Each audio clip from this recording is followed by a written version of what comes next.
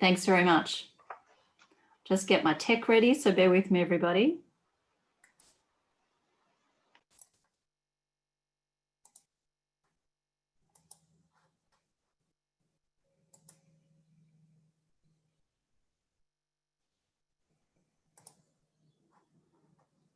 Okay.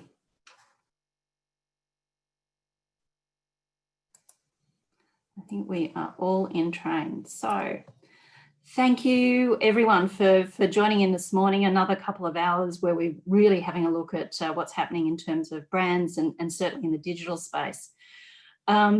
Kathy Benson, who's our Chief Client Officer, and myself will be going through this presentation on sort of topping and tailing. So you get a mixture of views, but also perspectives as we go through the analysis on what's happening at the moment and looking at really how to navigate to 2021.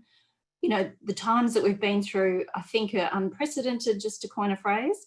But managing brands through these times can be a bit of a challenge. And we've collated some research from our local and global infrastructures to be able to sort of set the scene at a macro level and really think about how that plays out with managing brands and activities, not only just towards the end of this year, but into what might be a relatively uncharted 2021. So, can anyone remember way back in January?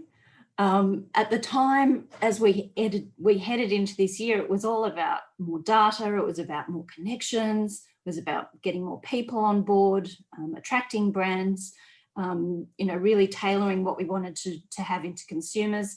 And there were 6 macro forces that were shaping the world at that time. We were really very much focused on, you know, the dynamic populations, the growth of what was happening and just that infrastructure that was being put into cities and what that really meant in terms of consumers and how they're interacting, not only with each other, but also with the brands that were around them. We're also looking at the growing inequality and the opportunities that were coming through. We were looking and very focused on geopolitical tensions. Somehow I don't think that's changed overly, given the picture that we've got here to sort of illustrate that point. And I think that's probably very much in play. But we were looking at, you know, what were going to be the opportunities of data in this world. Well, I think we've very much tested that this year. And indeed, leading into the idea of, you know, what are the technology tipping points? Again, I think we've all very much embraced what those tipping points are. I mean, we're all here today, Zooming in, MS Teaming in, and connecting. So through video, far more than we probably ever thought was going to be possible. But we're also very focused on our fragile planet. I mean, 2020, the start of it was somewhat, you know, unprecedented as well, to use that phrase again, in terms of what Australia was seeing.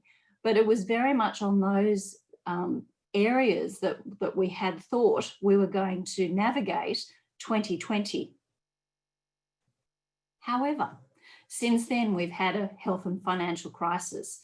And this has led to great personal impact. We can see here across a study that we run and have been doing so since the beginning of this year, called the Essentials Tracking, which is looking at the impact of COVID globally. We can see that Australia certainly is right in that pack, where we're looking at the impact in terms of our country, the impact on our jobs, family, and certainly in terms of us personally. And while these results, which were dated at the end of September, only a couple of weeks ago, we can see that the threat is certainly not as high as it has been and is for other countries. And it seems to be more at that country level as opposed to that personal level, although jobs and business are firmly right in the middle of that pack. But what does that really mean? Let's have a look at it in a bit more detail, because the good news is actually Australia is faring better than other countries. This is an even more recent update that we've been able to take from field. And you can see here that, you know, Europe and indeed Canada is really starting to see some changes. They really feel like their country is again out of control right now. But if you look at Australia, that is where you see the biggest change and the biggest shift. In fact, across all of those nations, we are the ones seeing that greatest change from July to October, putting us in the box seat, and certainly does provide us with an optimistic opportunity going forward at this stage. The other thing is that we're becoming more confident that another wave will not take place. I know we hear a lot about it in the news, and I think it's important to sort of put that in context with the media cycle and what is coming through. But indeed, if we look at how we're placed globally, there's some definite spikes taking place right across certainly the Northern Hemisphere at the moment.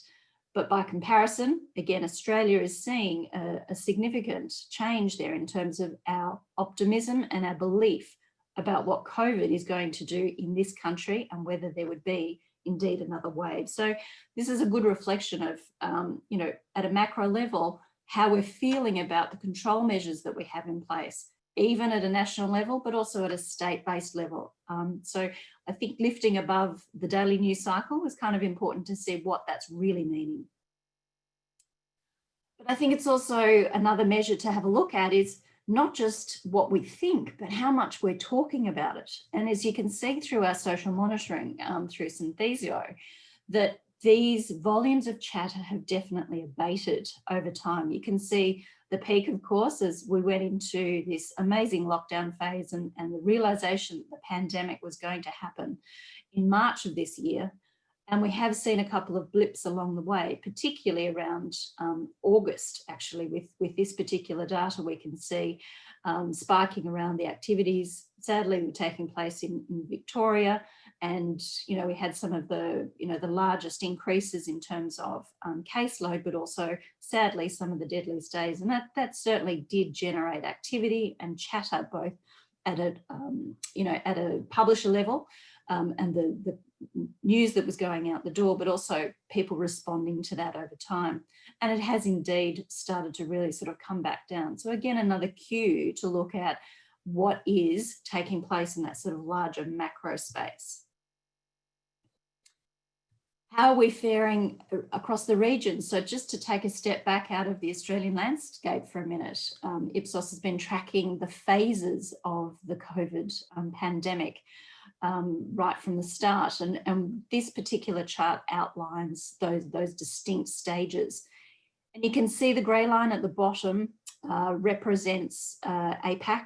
And indeed, if you cast your eyes across to the purple section at the end, which is the new normal, where people are talking about doing most of the things that I used to do pre-COVID, and indeed post-pandemic, where people feel that it's mostly behind me and I'm trying to move on with my life, APAC is ahead of the rest of the world in that respect. So regionally, we're also seeing you know, some strength, which is also important from a sort of a macro trading perspective.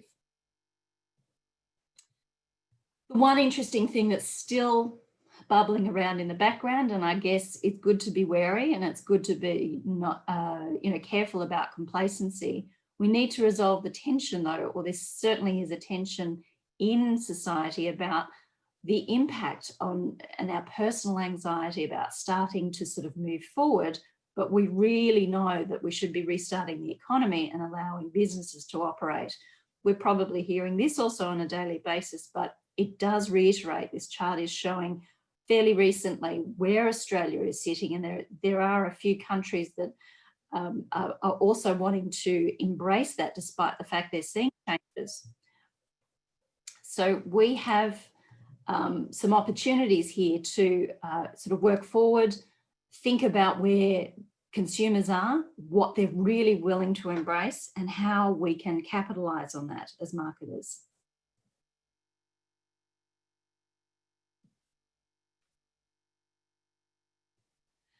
I have to say though, as we're starting to see these opportunities, we'd say there's a silver lining, because at the moment, while these existing paradigms are indeed disrupted, consumers are flexing to a new normal. So really anything is possible. And I guess that's where we want to take the rest of our discussion.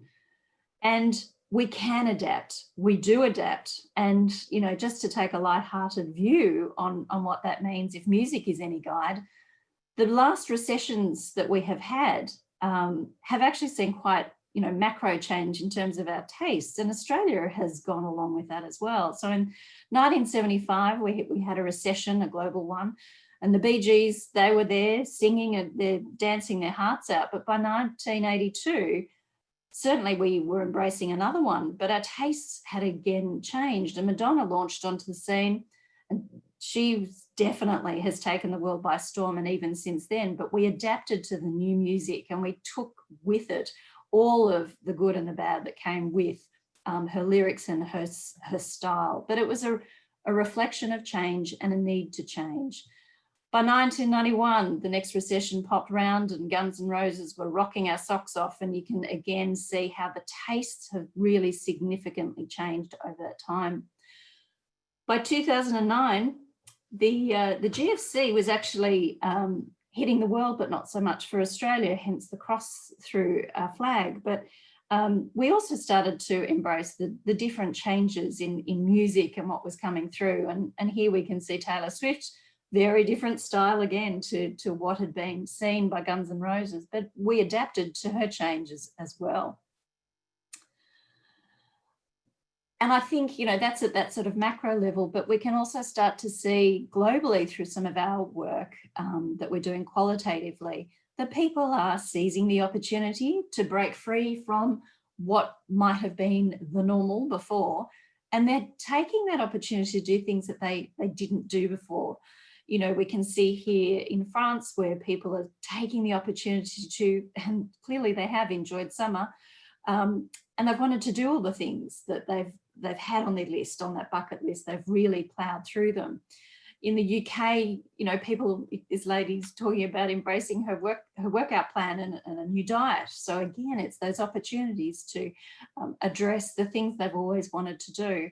And again, in the US, renovation time. So people have become quite inward focused in terms of what they wanted, the chance to actually do those things, but that also provides new opportunities for businesses, products and services that are really coming to the fore. So what I'd like to do now is just hand over to my colleague Kathy, who's going to take you through some other really interesting observations and data insight that we've been able to capture locally and globally. Thanks, Kathy.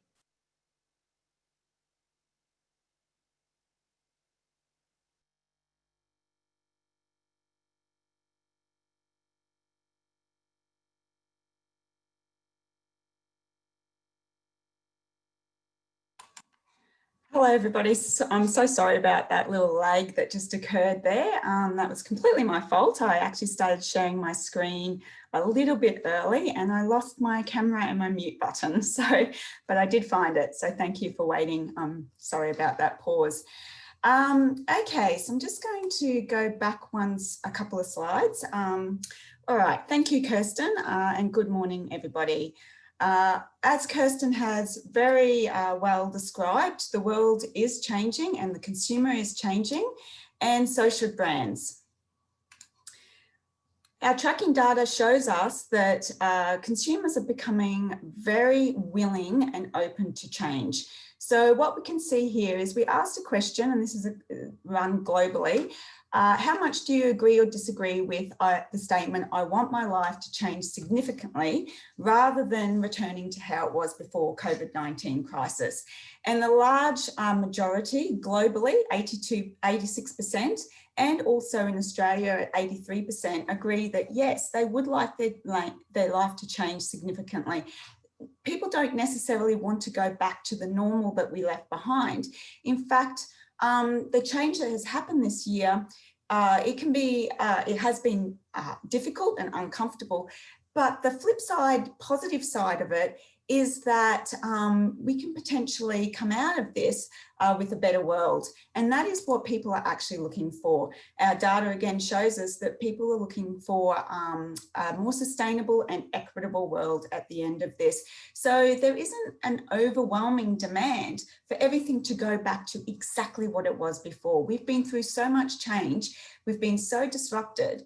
The good thing about change is that we are actually now very adaptable, very flexible, and our old habits have been completely disrupted. So we're quite open. And as Kirsten said, the silver lining is for brands that anything is actually possible. We also can see that more and more people around the world are looking to brands, the private sector, companies, for trustworthy and accurate information. And we can see that citizens around the world have started to lose, in some countries more than others, have started to lose faith in their governments. And we can see that that's more prevalent in those countries where the government perhaps hasn't handled COVID-19 quite as well as perhaps other countries. In Australia, there's a moderate level of feeling that brands are actually more trustworthy for information than the government. And this again gives our companies, our private sector, a huge opportunity to start to have a really authentic, transparent and honest conversation with their customers, and to really start to step up and lead and show some direction and leadership in the country. So what we're saying is that going into 2021 isn't going to be just about thinking about COVID, how to deal with COVID, perhaps some of the issues related to that, working from the office or not working from the office.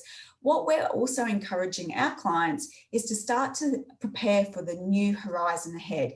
And there's three things that we're suggesting that companies look at. The first is that if you're not already doing so, really listen to your consumers.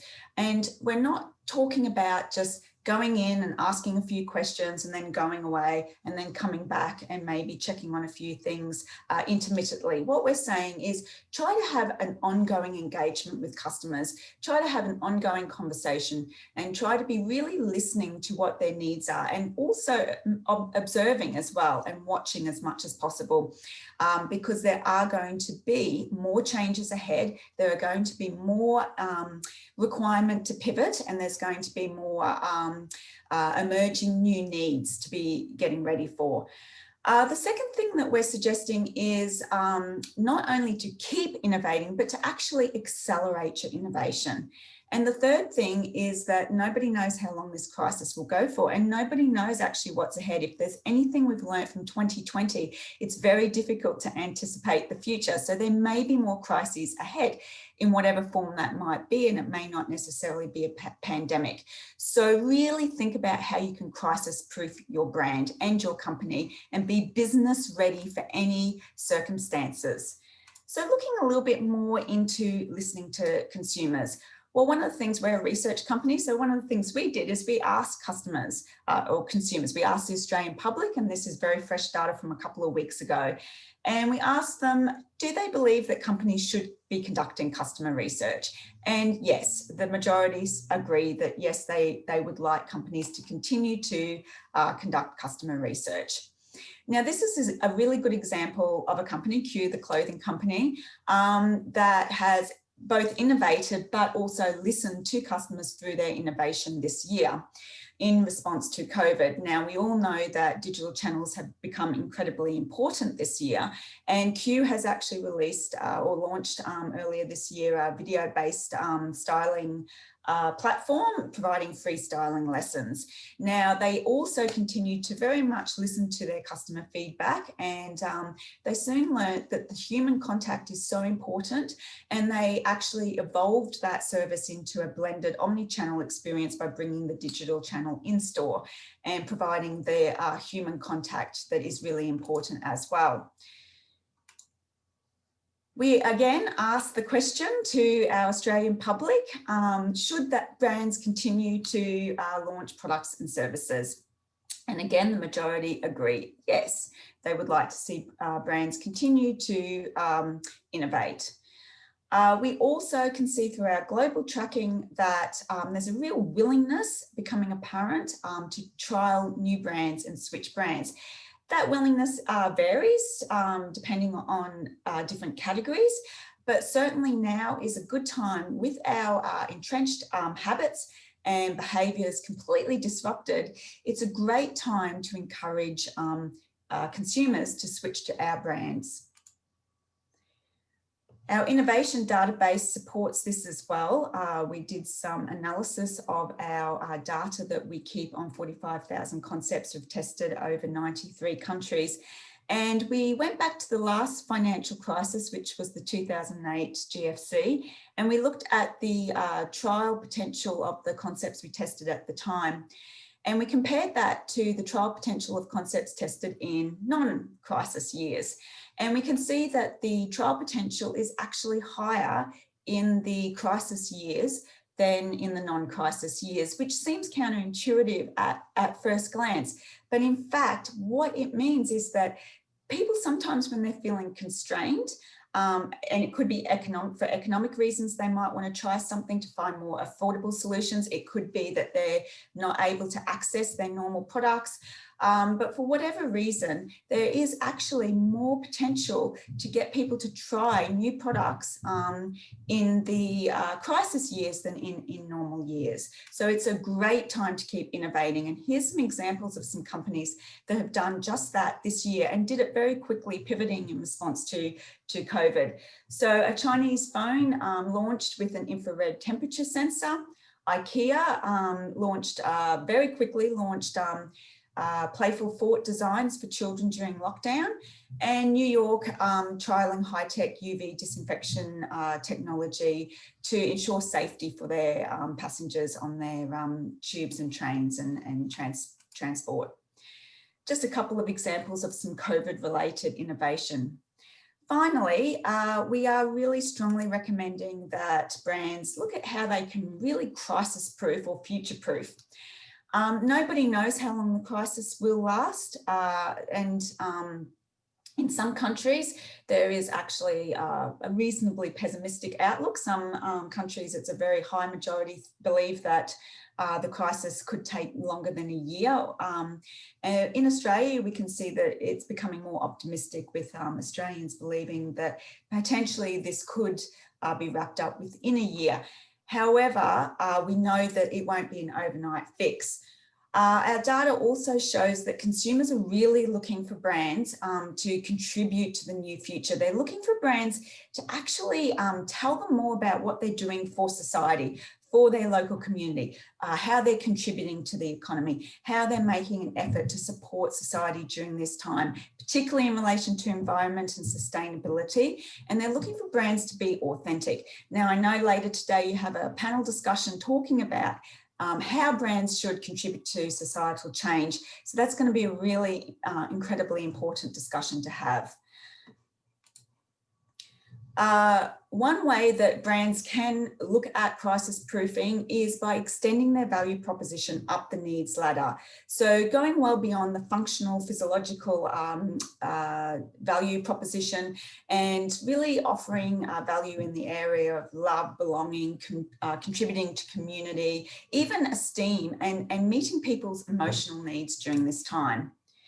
And again, some great examples of companies that have been doing that, with Unilever donating billions to environmental projects, Visa committing to using recycled plastic for their credit cards, UFoods working with Lifeline, and Domino's also working with AIDS Healthcare. So in the future, the winners may not necessarily be the big dominant brands. They're probably going to be the nimble, adaptable, agile brands. And are you ready to win? And what we're saying is, I'm not going to read out these questions, but ask yourself these questions. Are you in a position to be ready for whatever might come your way into the future? So thank you very much. And I'll open up for any questions. Thanks, Kathy. Thanks, Kirsten. So much info there, Kathy. Yes. That was an amazing run through. Question from me, I guess. So you showed some examples of Australian companies and global companies doing some interesting stuff. I guess overall, as a nation of brands, are we ready for this change? Have we got the infrastructure? Have we got the skills in place to build from here compared to other markets? I would say with the Australian optimism, just quickly at a macro level, yes. So looking at those big cues that we're seeing, taking the media aside for a moment, I think there is a resilience that Australians have. And I think it's also that time now they're willing to flex that resilience. It may not be a perfect journey though. And I think that's what we're saying in terms of the pivot part. People are wanting to initiate, they're wanting to ignite that next stage. But I think there's a realization that we've shown the ability to move where we can knowing that there's probably going to be a couple of missteps along the way, but better moving forward than not moving at all. Kathy, your thoughts?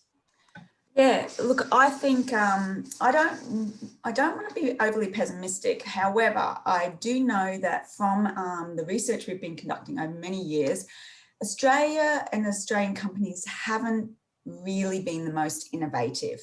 In addition to that, our consumers have really lagged behind in terms of e-commerce. Now that's really starting to catch up. But one of the reasons we have been lagging behind is our technological infrastructure here in Australia, which has actually created some real problems with, closing the last mile in terms of the e-commerce and delivery and some of those issues. So I do think there's a lot of work. I think you're right completely in that consumers are very optimistic. We are actually ahead of a lot of markets in the world in terms of our recovery, which is fantastic. We didn't actually have as much probably damage as what some countries have. Economically, I'm not sure how it will pan out, but I do think consumers are we've got a great consumer base that are very ready and open and willing. But we as companies, we need to catch up. We need to start innovating. We need to really get business ready and business fit. So, yeah. I guess during sort of a time when so many companies really need to drive sales, the CMO has got more power than ever, so to drive innovation. And what I quite like about, I guess, the last, one of the good things over the last 6 months was people's acceptance of not everything going perfectly. So consumers having a little bit more space around, forgiveness of brands if they do something quickly, if it's not perfect. There feels like there's more of a community feel around how they're working, particularly with local brands. I think there's also that part too, when you think about marketing, it can be brand-led and company-led, or it can be consumer-led. And possibly through different stages of the last sort of 10 years, that's ebbed and flowed. But my sense is at the moment, there's a nice balance of both. Companies need consumers, very much so, but they need to listen to them and have been to a certain extent enabling the voice of the consumer to come through and say, I need this, you need to help me now, and my demand point is this, so what can you do for me? Mm-hmm. Nice little push-pull is a great place. It's almost like that sweet spot where you get a bit of both. Hopefully the combination of the two coming into this sort of next period of change, which is still going to roll out through 2021, and we'll see what nature that is. I'm not a crystal ball gazer particularly, but I do know that it's probably not going to be super smooth. But having that interaction and the freedom of consumers to say yes or no, and brands to go, hey, what do you think? I've got this new solution, is a really nice spot to be in. I'm on the optimistic side. Good. I do think also brands need to, and companies need to start thinking differently to the way their paradigms need to be blown. They need to just sort of have anything on the table in terms of from here going forwards. And I think that they need to really think about balancing their purpose and their profit, and think about what their role is in the economy and in the community and in society if they aren't already doing that. And I know a lot of companies are already doing that. And there's a thing that's called the B Corp certification, and it's going to be really interesting to watch that over time to see how that evolves and if that takes off. And the B Corp certification is a certification of a company that does balance profit and purpose and provides very high levels of environmental and social responsibility. So that's going to be a really interesting space to watch, because I think that's somewhere that brands can really play and probably gain some big advantages as well. We've also focused very much on consumer and products, but there's a really interesting place for the media too. Yes. As those players keep pace with what the brands need and consumers need, they've got the opportunity to provide mixes, media mixes that are integrated, that are maybe doing something a little bit different than before to really meet the need of the consumer, but also to really help these companies as they start to pivot further through 2021. Now's the time for creative change. Now's the time for being creatively innovative, not only with what's being said, but how it's been presented on the media packages that they're taking to market. Yeah. Again, the opportunity is there for anyone who's in that space put forward some new and great ideas to capitalize and help all those brands that are going to be out there. Well, we're certainly seeing sort of media investment. August was quite healthy, September's looking pretty good, and right through to the end of Christmas. So it's up to, I guess, to all of us to make sure all that investment works really well, that we're in a good spot for the beginning of 2021. Thank you, Kathy, for that. And Kirsten, I'm going to keep you on the line. Okay.